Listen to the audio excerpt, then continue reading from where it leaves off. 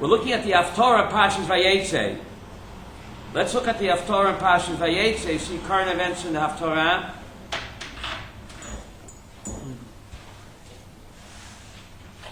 Current events in the Haftorah. The Haftorah is from the book of Hosea. Hosea was one of the greatest prophets. And it's amazing how... this book is 355. Thank you. The end of the Haftorah, if you just look the very end of the Haftorah,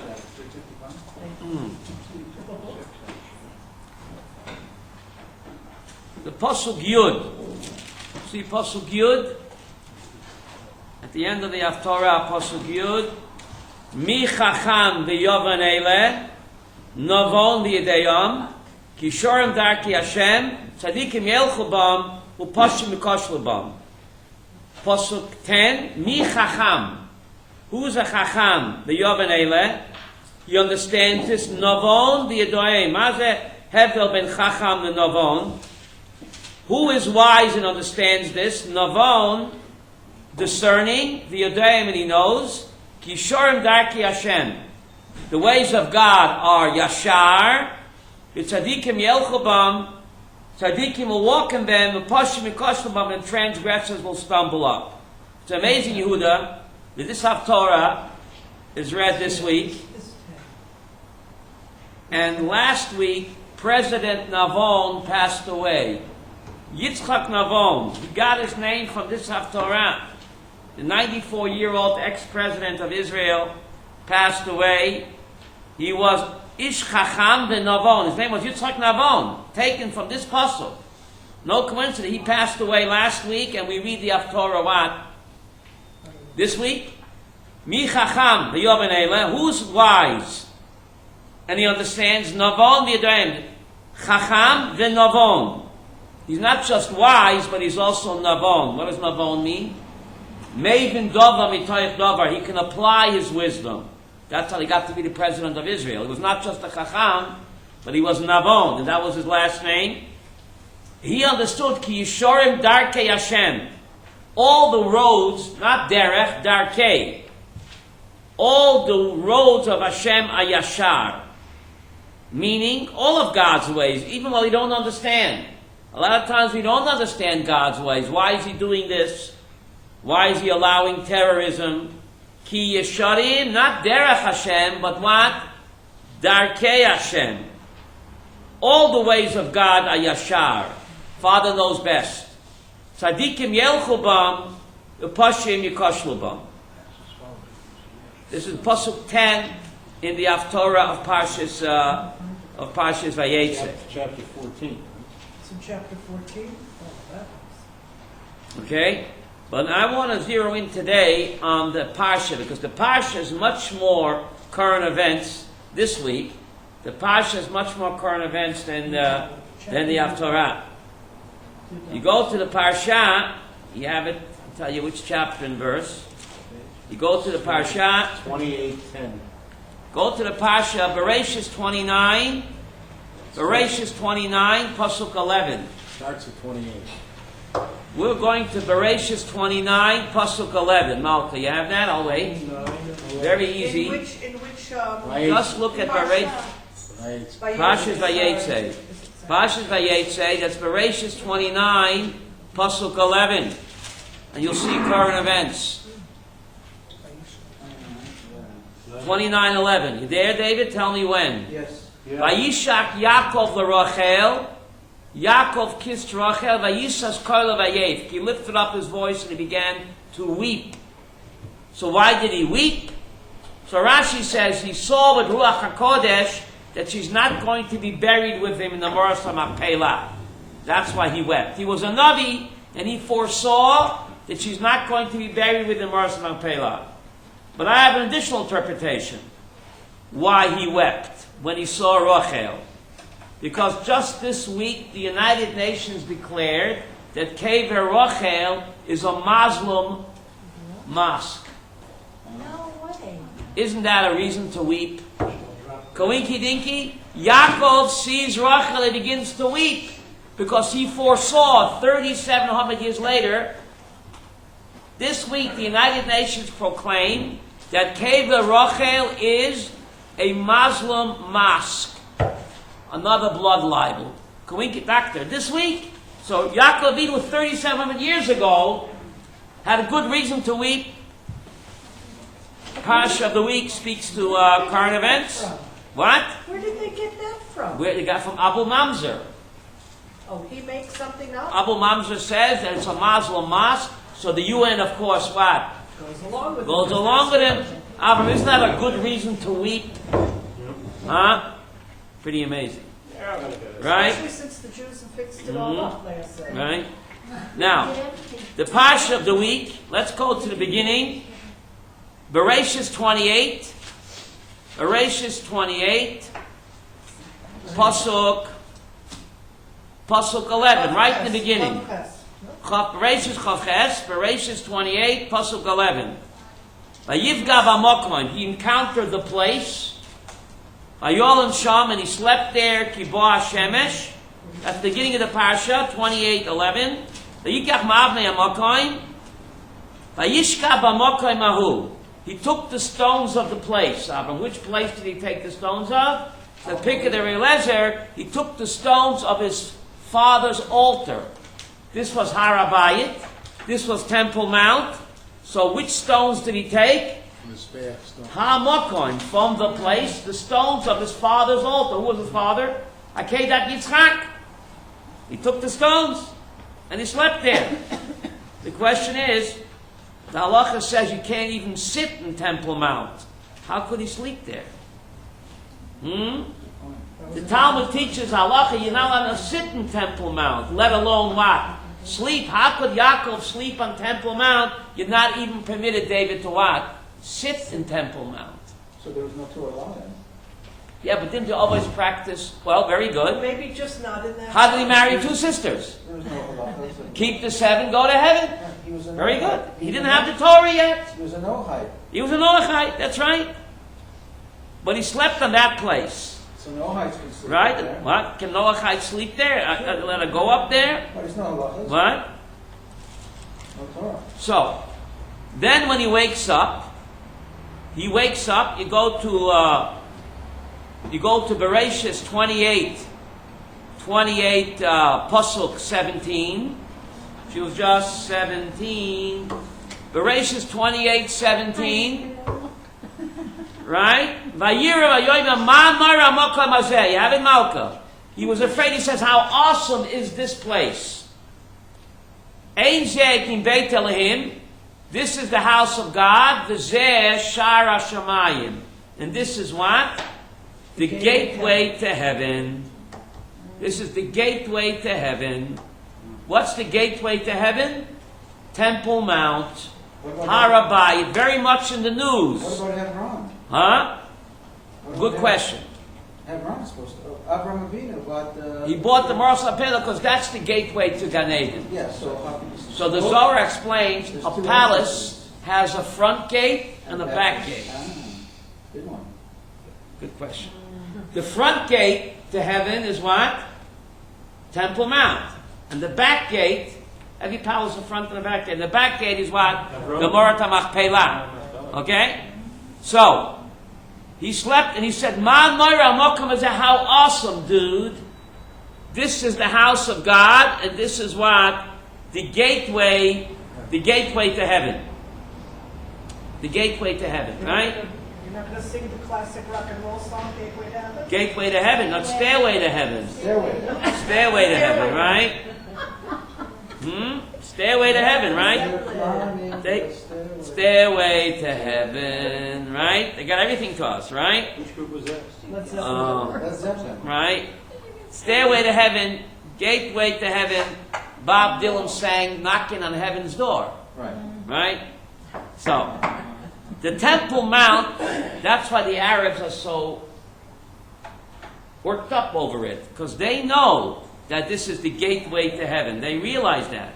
And Rashi tells us in that pasuk, Mokoim tefillah lalot lashamayim. All the prayers, wherever you pray, they have to pass through Temple Mount to what? Move it on up. Even if you pray in Borough Park, the prayers have to cross the ocean, in order to what? Go up to Alot Hashemayim. Shar Shemayim, right? The gate, and Rashi also says on this pasuk, Beit Hamikdash Shel Mala Mechuvan Keneged Beis Hamikdash Lamata. That the heavenly Beis Hamikdash is Mechuvan. You know that means parallel to the Migdash Shel Mata. That's why the Temple Mount is the holiest place in the universe, because it's parallel, coinciding with the heavenly temple, whatever that means. Beis Hamikdash Shel Mala Mechuvan Keneged Beis Hamikdash Lamata. So that's why it's the center of the universe. Now, strange pasuk, Malka. Look at pasuk 19. Very strange. Bereshis 28:19. Any volunteers? Bethel. Yeshana. He called the name of that place. What place, Esther? Temple Mount, Bethel. He called it the house of God. Ulam Bat, Luz Shem Makom Yisrael. But the place was called Luz before. Well, thank you very much. The bridge between this world and the next world. I need to know that the place was called Luz. Why should I care? So David Harel is on the ball. What does the word Luz remind you of? The Talmud in Sanhedrin tells us that there's a Luz bone connected to the Luz bone, there's a Luz bone and in the back of the skull that connects the head to the body. Talmud Sanhedrin says that the Luz bone in back of the neck, at the seat of the skull, that's the bone that connects what? The head to the body. So the place was called Luz because Temple Mount is that connection between what? Heaven and earth. Look at the word Luz in the Hebrew. There's a vav there. You have it? No. Verse 19. 19. Just before. Vayikra Shem Amakam Ahu Betel B'Ulam Luz.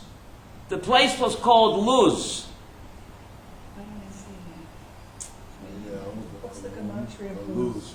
Lamed Vav. Lamed Vav Zayin. that? So, Luz is that bone that connects the head to the body. Where's the godly soul rest? In the mind, not the brain. The godly soul rests in the mind. So the mind, which is in the head. So the head is connected to the body by the Luz bone. That means that the Luz connects the heavenly to the earthly, the neshama to the guf.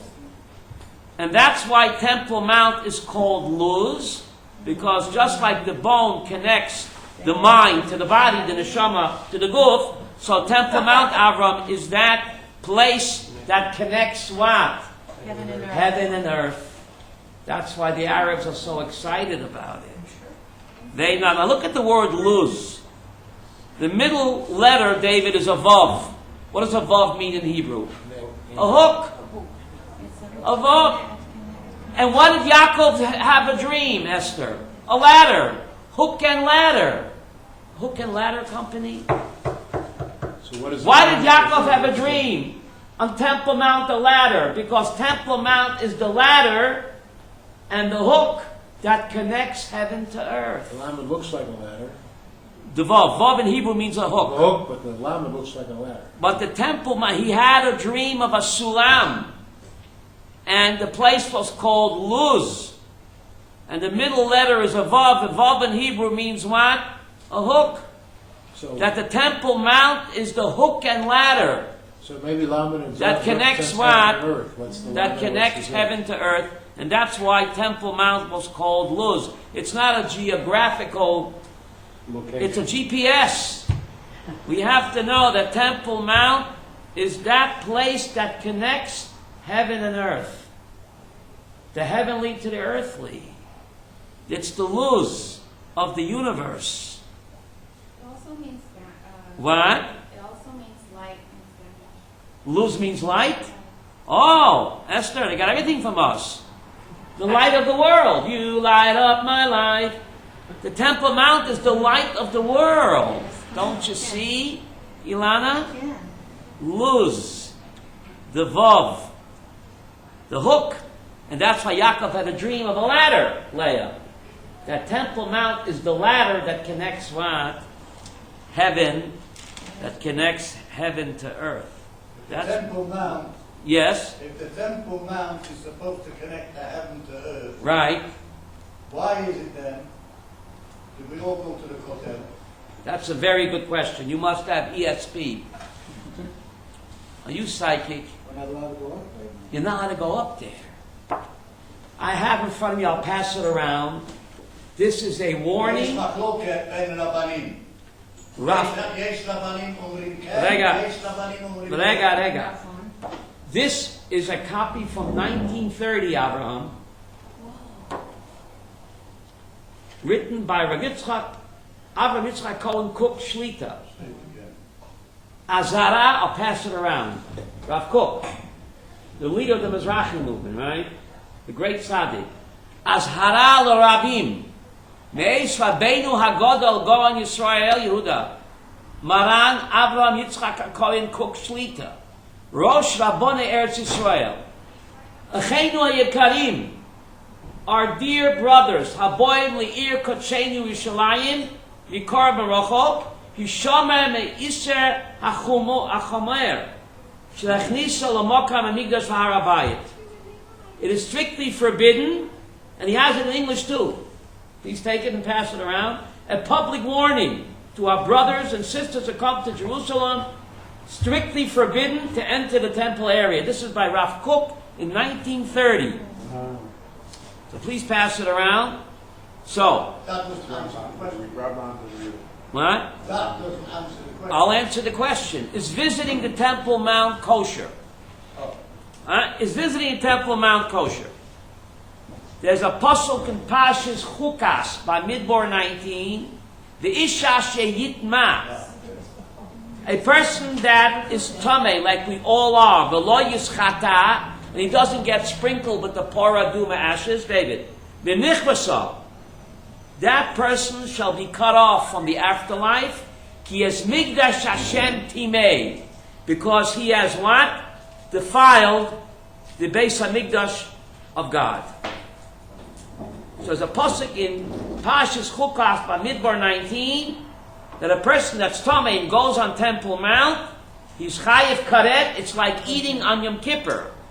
He has migdash Hashem timei. That person has what? Defiled God's migdash. But you can say today, Yehuda, there is no Beis Hamikdash there. So the Rambam in Hilchas Biat Hamikdash, chapter 3. Some people say, don't confuse me with the facts. The Rambam in Hilchas Biat Hamikdash, chapter 3 says, Asurim Hayom. It is prohibited today, B'knisa L'mokim Hamikdash, to enter the place of the Mikdash, even though there's no building there. Shanachnu Temei Met. All of us are what? Defiled by a dead body. V'isek Koret. And it is what? Like eating on Yom Kippur. However, the place that they take... So how did the Rambam go up there? So how did the Rambam go up? How did Rav Gorin go up there? You don't go to the temple Mount, you go around and on that place. So how did they go up there? So the answer is there are certain places that you are permitted to go if you went to the mikveh. Certain places mikveh doesn't help. You need mikveh and paraduma ashes, which we don't have. Let's But focus on certain the fact that places most you places can are- go if first you went what? To the mikveh. If you didn't go to the mikveh, even those places you go yechayev karet. Now, to go to the mikveh, the halacha is when you go to the Temple Mount, you go to the mikveh. It's a mitzvah min Torah. Otherwise, you can't go up there, and you have to make a bracha ala tefillah. You know that, Avram? When you're in the mikveh. That's right. You make a bracha just like a lady makes a bracha. When you go up to the mikveh for Temple Mount, you make a bracha while you're in the mikveh because it's a tefillah min Torah. But if you don't go to the mikveh and you go up there, it's like chayev karet. Let's focus on the people that do go to the mikveh. People, hopefully they do go. But even if they go, if they step one beyond the outer limits, They don't let you go there anyway. they don't let you go there anyway, okay? But why Or play say- Why play Russian roulette with your what? Eternity. Because it's very Right? important. It's very important to play us. Russian roulette with your eternity, It's very right? important to have the Temple Mount Uh-huh. of Jerusalem Right. being able to be held in Jewish But lands. all the great poskim, Rav Avadia Yosef, the Tzitz Eliezer, they all said that you should not go, even though you went to the mikveh, because it's very easy to step one step beyond. Who knows where the boundaries are? In certain places, mikveh, it doesn't help. You also need Ava Paradum ashes. So who's right and who's wrong? What? You want to play Russian roulette with your Who's right and eternity? who's wrong? The vast majority of poskim say don't take a chance and don't go there because you might walk beyond that outer limits and then mikveh won't help. So why would you want to take a chance with your eternity, right? Police won't let you go any closer. Well, You can't make a The mistake. police know where the magic line is. Today they do not like Going beyond the point, even with mikveh, is like eating on Yom Kippur. And even if you go to the mikveh, you have to what?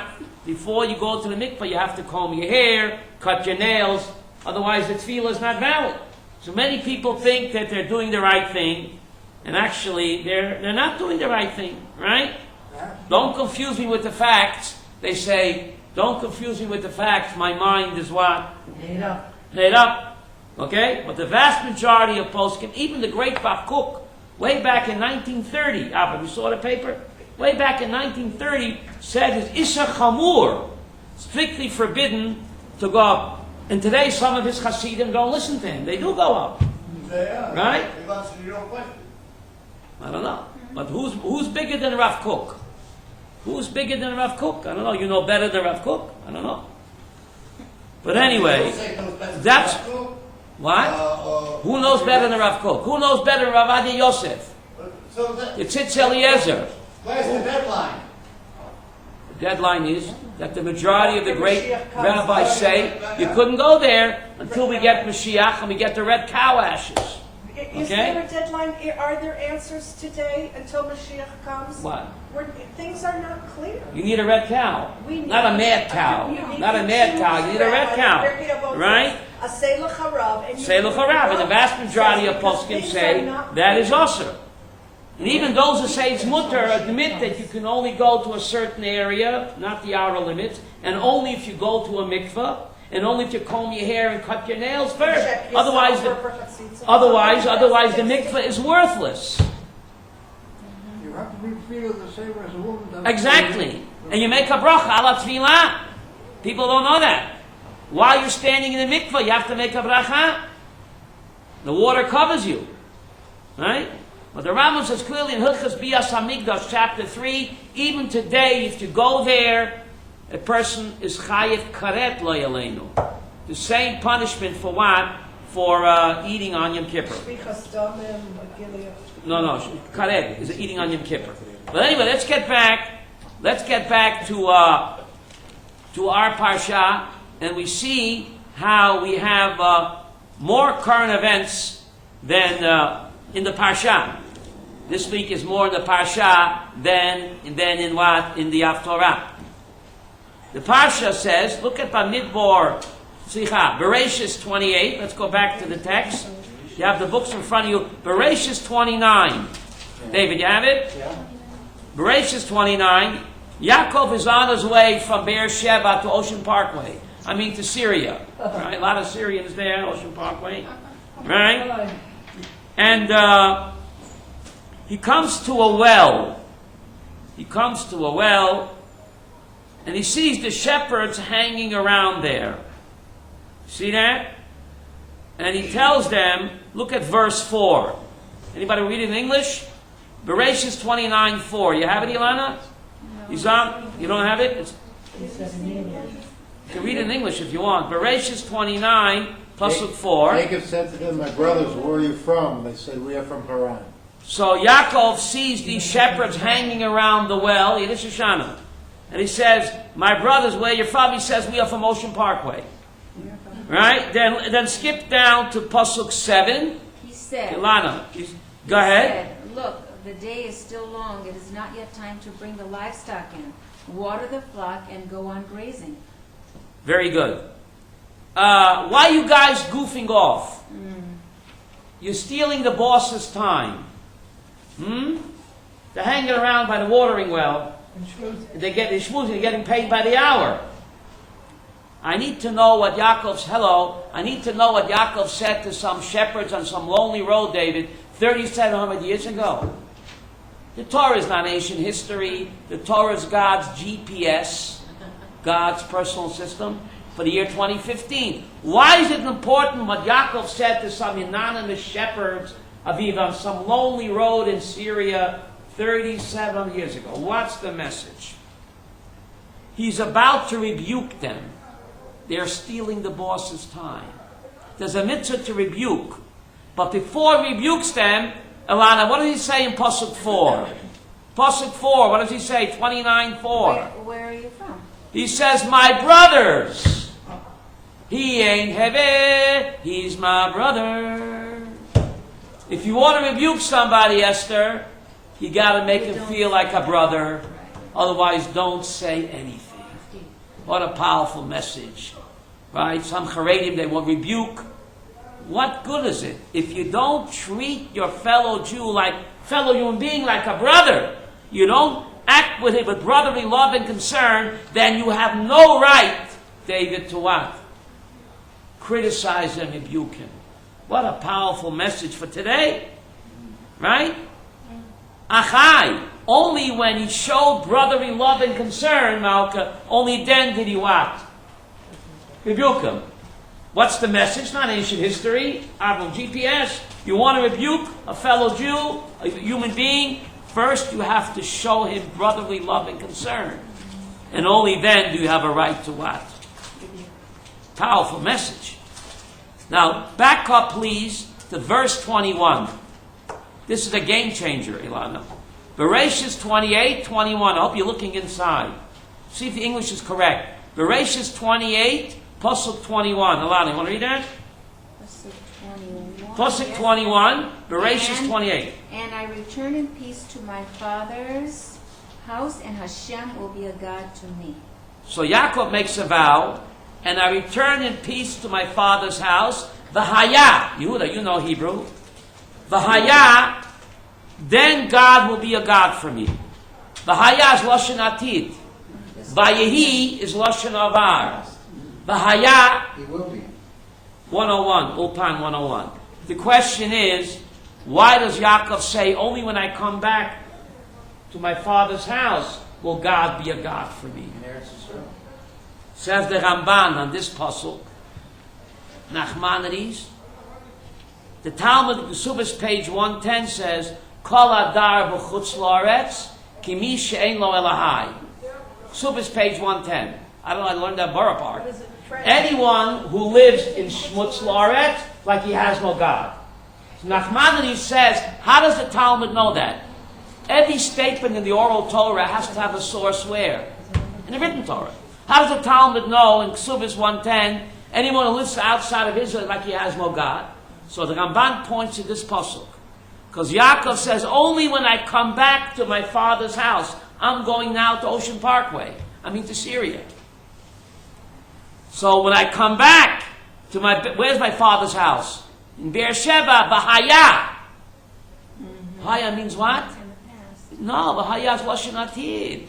Ulpan 103. V'haya, Hashem li Elohim.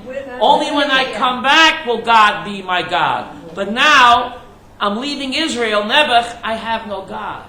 No, I've left Israel. He's been living there. No, please, don't mix me up. He's now on his way. He's in Syria. He's going to Syria now, on his way. So he says, only when I come back to my father's house, when I come back to Israel, V'haya, implying that while I'm outside of Israel, I don't have a God. So therefore he says V'haya, which is Lashon Atid, and not what? Vayehi, which is Lashon Avar. That's pretty amazing. Right? So anyone who lives outside of Israel is like he has no God, based on this pasuk. Avram, can you fax this to Borough Park? Send an email. We got job for someone else. Now, Vishafti, look at the Hebrew, please. Pasuk Chaf Aleph. Vishafti b'shalom el Beit Avi. We're back on 21, the same pasuk. The same, Vishafti b'shalom el Beit Avi. He makes up, 1 second. Vishafti b'shalom el Beit Avi. And I return in peace to my father's house. Yaakov spent 14 years in Shem Ve'ever. In 14 years, he went over Shas a few times. Where's Shem Ve'ever? The yeshiva, that's what he spent on his way, remember? The Gemara Brachas Samach Dalet says, to a living person, you say, Leshalom. Yisro said to Moshe, Lech Leshalom. Go towards peace.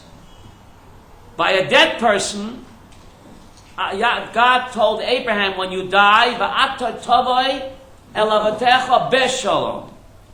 So Gemara Brachas 64 says, to a living person you say, Lech Leshalom, go towards peace, the long and winding road.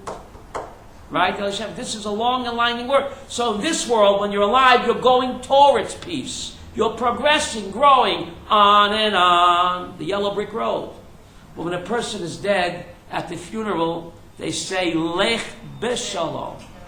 Go in peace. You've obtained your shleimut. You've reached your goal. That's it. Now you're ready to attain your peace. Because the long and winding road is over. Now you are at peace. So the question is, Yaakov learned Shas David. He learned Bracha 64. Did he forget? He should have said V'shafti Leshalom. When a person's alive, you say Leshalom. You're going towards peace. Moving on and on. You're growing, progressing. So he should have said V'shafti Leshalom. David, did he skip this page in Bracha 64? Yaakov, you skipped it? He skipped an old part, he forgot. Huh? He skipped an old part. He should have said Leah V'shafti Leshalom. He's alive, he's not dead. Beshalom, you say to a dead person. He's going to Switzerland, so he's dying. Ooh, ahead of me. Ooh. Yaakov was implying when you go to Chutz La'aretz, you're spiritually dead. Isn't that incredible? Nebuch. In Chutz La'aretz, I have no God, and therefore it's Beshalom. I'm spiritually dead. So even though he was alive physically, while in Chutz La'aretz, a person is spiritually dead, and therefore Yaakov didn't say Leshalom, he was alive, he said what? Beshalom. Huh? Yes? The Rambam says it's better to live in Israel, a town which is only of That's right. Nochon. To live in Chutz La'aretz where Right. The Rambam says clearly what the doctor is saying. Better to live in Israel. Of all pagans, you're the only Jew. Rather do that than live in Borough Park, where the whole city's Haredi. The Rambam says that clearly. Better to live, Shoshana, in Israel, even in a city. Why are they living there? I don't know. I don't know. Yes, I don't know. What does he mean? They must have skipped that page. I don't know. Rabbi Sprecher, can you explain Tell me that? all the people in Borough Park, all the Charedim have never learned Gemara. I don't know. So you tell me. So you tell me. I don't know. You tell me. Well, at the time of Babel, Mhm. 80% of the Jews lived in Babel, and only Yeah. a small percentage lived in Eretz Israel. Mhm. And this is implied many times in the Torah. If you go back, you have Bereshis in front of you. Many times in the Torah. Go back to Parshas Lech Lecha. Go back, rewind the tape, Ilana. Bereshis 17. 17. Bereshis 17, Pasuk 8. 17:8. Bereshis 17:8. God is speaking to Abraham. I'll wait. Bereshis 17:8. Malka, rewind the tape. God is speaking to Avraham Avinu. And he says, I will give you this land to your children, the entire land of Canaan, as an everlasting possession, and there I'll be for them for a God. That's what it says. God to them. There I'll be their God. Where? In the land of Canaan. Says Rashi on this pasuk. Rashi pasuk chet. Nachuzat olam. Visham eilchem Elohim. And there I'll be their God. Avul ben Yisrael hadar b'chutz la'aretz. But a Jewish person who lives in Crown Heights, chutz la'aretz, I don't know, chutz la'aretz. Outside of Israel. Domeh kimish ein lo Elahai. Because God is speaking to Abraham in Bereshit 17:8. Can you read that slowly, Alana? Yeah, 17:8. 17:8. God is speaking to Abraham. I will give to you and your children the I will land. give to you and to your offspring after you the land of your sojourns, the whole of the land of Canaan, as an everlasting possession, and I shall be a God to them. Where? Only in the land of Canaan, buddy. Rashi. How do you learn this Rashi in Borough Park? How about Crown Heights? Visham e'elachem lelahim. Over there. Meaning in Israel. Avol ben Yisrael, a Jewish person, hadar b'chutz la'aretz avam. Domeh k'mi she'en lo Elahai. Yes, Shoshana? Is that, Some say don't confuse me with the facts. I'm trying to understand more deeply. Is that saying, Yes. you live in Eretz Yisrael, in a city surrounded by pagans, that the Kedusha of the Adamah of Eretz Yisrael is enough to compensate for the fact that you are surrounded by pagans? Is that Exactly. Exactly. and So the Rambam's halacha man, better to live in Israel, in a city where you're the only Jew and all pagans, better than living in Borough Park or Williamsburg or even Lakewood. What if you like, what if you That's like, the halacha. What if you like to have a community? You know, What? you wanna, go to a community. What's It's better? about- it's about I the don't Adamah. know. Sit alone with the What? person going? Well, then you That's can't not a get a good million. thing. And therefore, buddy, please hear me well. Therefore, the Torah keeps referring to the land of Israel as Eretz Canaan. Why does the Torah keep calling the land of Israel Canaan? Because at that time Canaan. there were so many pagans. Good point. What is it? I'll keep company. So Vayeitzei explains. You might think Canaan is the symbol of evil and corruption. The Canaanites were the most immoral, corrupt We nation. were told not to marry into it. The Canaanites were a symbol of corruption and evil and immorality. Ask any historian. So you might think that when Israel is inhabited by pagans, immorality and corruption, there's no mitzvah to live here. You might think that. So therefore the Torah keeps calling Israel the land of Canaan. That even though it's infested with Canaanites, immorality and corruption, the mitzvah to live here still goes. And the Kedusha is not canceled. So the Torah keeps calling the land of Israel Canaan, which is a symbol of evil and corruption. Despite that, David, there's still a mitzvah to live here. It does not negate the Kedusha. Because every Jew brings holy sparks with him. The land itself is holy. God's living room. Doesn't matter who lives here. That's pretty amazing. Now, this point is even made more succinctly if you fast forward. You have the book of Bereshit in front of you. Parshas Vayeitzei. Go to Parshas Vayeitzei. Next week's. No, in 2 weeks. Parshas Vayeitzei. That's Bereshit 37, Pasuk 1. 37:1. This idea, Ilana, is pointed out. Whatever I tell you, it's in the text. You just have to know where to look. Look at Bereshit 37, Pasuk 1. Jacob settled in the land of his father's sojournings, in the land of Canaan. Yaakov lived in the land where his father lived, in the land of Canaan. I know his father lived in the land of... Why repeat again that Yaakov lived in the land where his father lived, in the land of Canaan? I know that Yaakov and his fathers lived where? Canaan. So this is the message. Even though there are Canaanites here or pagans here, it doesn't cancel the mitzvah of Yishuv Eretz Yisrael. Not one bit. Otherwise, there's no reason for the Torah to keep calling Israel Canaan. But Canaan is a symbol of corruption and evil. Af al pikein, Vayeitzei. What does Vayeitzei mean? Yishuv Eretz Yisrael. You should settle here. Isn't that amazing? But we got to send this to Crown Heights. Huh? You got to hear the shir. Yehuda, can you send it to Crown Heights? What about Lakewood? Lakewood? The whole world will see it. What? It's going on the internet, the whole world will see it. But some people They say have to don't. open it- They have to open it, though. Right, don't confuse me with the facts, unfortunately. So getting back to this week's Parsha. Getting back to this week's Parsha, Vayeitzei. Right? Parshas Vayeitzei in this week's Parsha. So he had a dream of a ladder. And on the ladder, angels were going up and down. Let's go to Bereshis 28. Bereshis 28, Pasuk 12. 28:12. 28:12. He had a dream, and he saw a ladder. Remember why a ladder? Temple Mount is the ladder, hook and ladder company that connects what? Heaven to earth. This is the conduit. The Arabs know that. It's the conduit that connects heaven to earth. So he saw a ladder. And Luz, the Vav, the hook. And angels of God were going up. Ilana. Angels of God were going up and going down. What's the next word?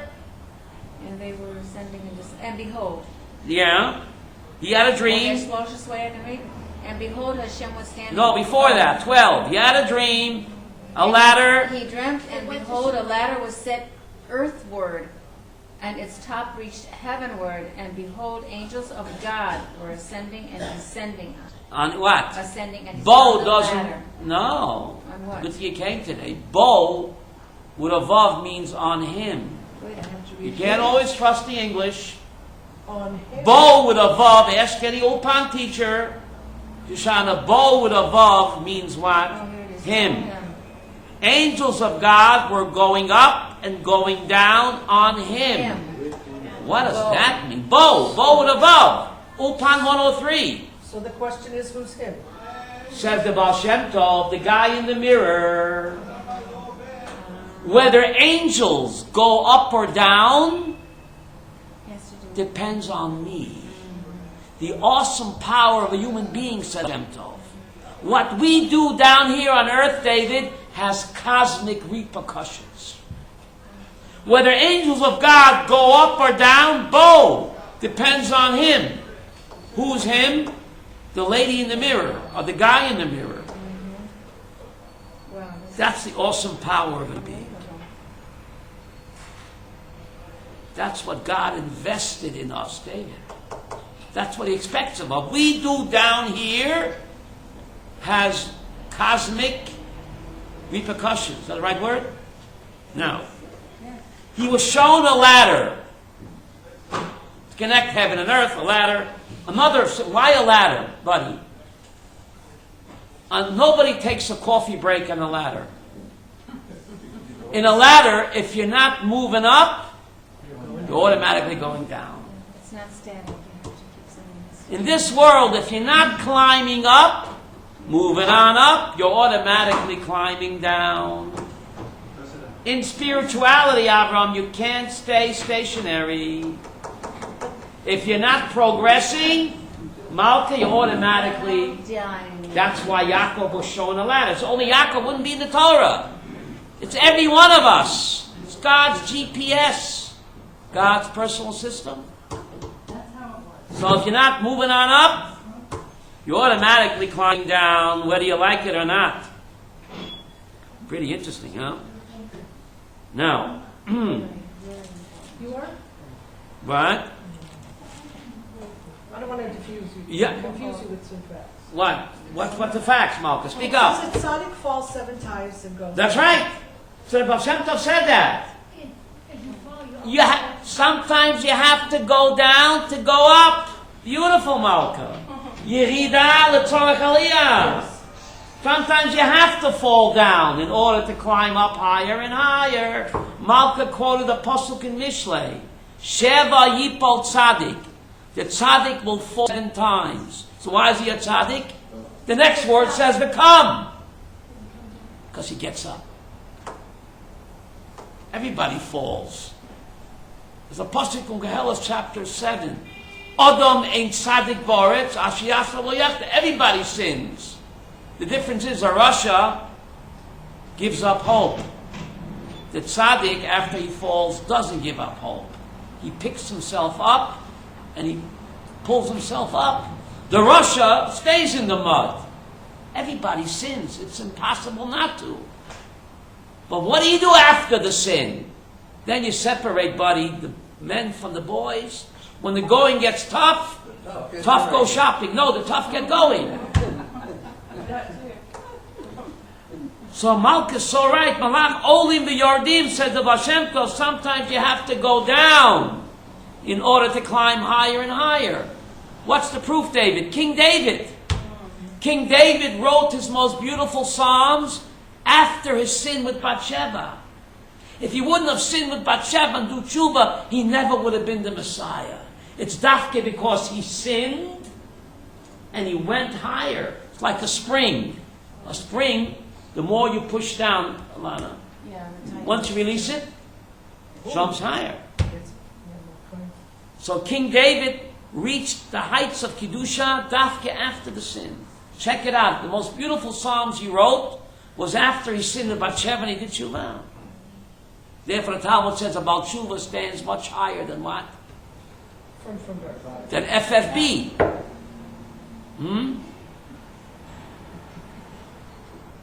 Right? Everybody sins. The problem is, what do you do after you sin? Do you become depressed? Or do you move on? Or do you move on? This idea is in the text. Everything is in the text, Ilan. You just got to know where to look. Let's do some looking. Let's go back to Parshas Vayeitzei. Go back to Parshas Vayeitzei. This class, you have to have nimble fingers. David, let your fingers do the walking. Remember that commercial? Huh? Go to Parshas Vayeitzei. Amazing verse.